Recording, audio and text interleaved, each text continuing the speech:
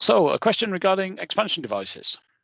How to adjust the TXV or expansion device to a new refrigerant during a retrofit procedure. Yeah, basically when we retrofit a system with a new refrigerant, we must always check the evaporator superheat and if need be adjusted. Now, however, sometimes it's just not possible to get that expansion valve to work with this new refrigerant. So that expansion valve will need to be changed.